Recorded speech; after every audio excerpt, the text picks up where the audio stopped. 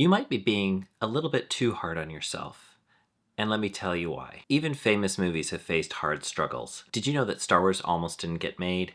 Or that Titanic was called a disaster before it hit the theaters? If you're struggling to get your movie off the ground, you are in fantastic company. Even the greatest filmmakers of all time have faced uphill battles. Look, it's hard enough to get a film made these days, and I think as independent filmmakers, we often feel like we're just not making any steps forward. And even when we do somehow manage to get the funding together to make our films, we're always surprised, it seems, at how hard it seems and how things don't always seem to work out the way we'd hoped.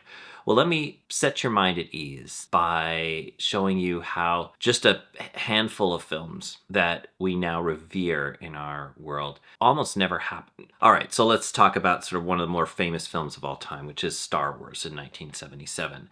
George Lucas could not get studio buy-in for this film. He faced constant rejection, and he had to rely on his personal savings to push the film forward. Even during production, everybody thought this was going to be a flop. In fact, Alec Guinness didn't even think it was ever going to be successful, and he's the guy who played Obi-Wan Kenobi. It had so many things working against it that the budget for Empire Strikes Back was even cut back. I mean, it doesn't take a genius to figure out that all of that doubt and all of that second guessing clearly did not affect the success of that movie. And it shows you that persistence and believing in your story will pay off. All right, let's talk about another movie that, again, lesser known film that you might not have paid much attention to, The Godfather, 1972. Paramount didn't want Francis Ford Coppola to make this film because he was considered too inexperienced. Have you heard that before? There were fights over casting. Marlon Brando was almost not allowed to be in the film. Studio was interfering all the time. Even the crew were revolting against Coppola because they found his approach to be unconventional. There was an unreasonably tight budget that nearly killed this project. And you think to yourself, I mean, this movie has everybody from Al Pacino to Marlon Brando, Robert Duvall, Talia Shire, and Diane Keaton. And I mean, that's just to name a few people who are in this film. And to think that this film faced such scrutiny and nobody thought that a guy like Francis Ford Coppola could possibly make something like this successful. Lesson here, visionary ideas face resistance often. You need to learn to stand your ground when you believe in something. Understand your why.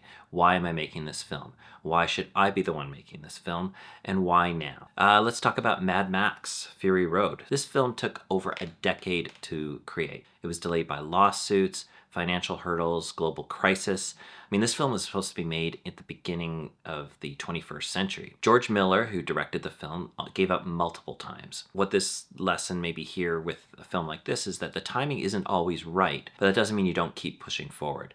Passion projects will succeed when they're meant to. Let's talk about Jaws. Now, that was Steven Spielberg's first blockbuster, and that was, by all accounts, a disaster. The mechanical shark famously broke down all the time and didn't really work, forcing Spielberg to rethink how suspense could be achieved by showing less of the shark. Production went way over budget, and Spielberg believed honestly that he would never work in Hollywood again. All right, so how did that turn out for him?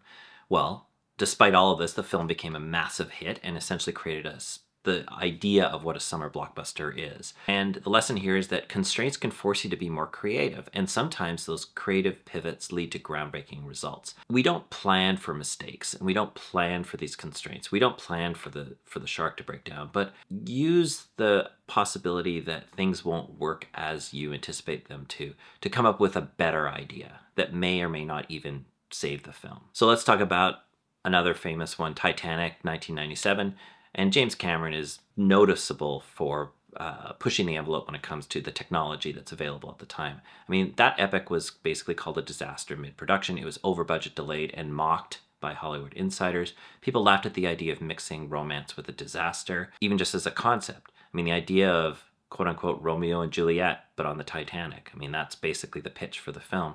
And yet this film went on to become obviously a global phenomenon. And the lesson here is what others see as risky or flawed might be exactly what makes your film unique. So when someone says, my film is too risky, it's almost worth saying thank you and then leaning into those risks. The lesson here is just to embrace the struggle. Spielberg turned what looked like a total disaster into a masterpiece by letting the audience's imagination do the work for him.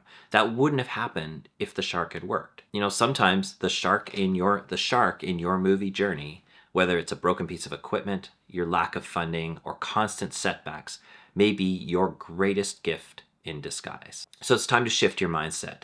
These legendary films had to fight to see the light of day, and maybe the struggles you're facing aren't a sign of failure, they're part of the process. So use these kind of stories as motivation to keep going. Understand that if it was easy, everybody would be doing it. Everybody thinks they can make a movie, but sitting down to actually do the work and make it happen is part of the journey of getting that film made. Challenges lead to breakthroughs, and the more challenges you face and overcome and learn to overcome could define you as a filmmaker and set you off on a fantastic journey and a fantastic career. So here's some action steps for you. Reframe and keep going. Write down your biggest challenges and see them as steps in the process. Instead of asking, why is this so hard? Ask, what can I learn from this? Involve your community. Share your struggles with other filmmakers for support and ideas, and set mini goals. Pick one small action to move your project forward this week, even if it feels like a tiny step. If you're in the trenches now, you are not alone. Every great film was just once a struggling idea on someone's desk. So don't give up. Your movie deserves to be made. I invite you to share your struggles in the comments, or just some inspirations in the comments. And if this video inspired you, hit that subscribe button for more content like this, and let's build your filmmaking journey together.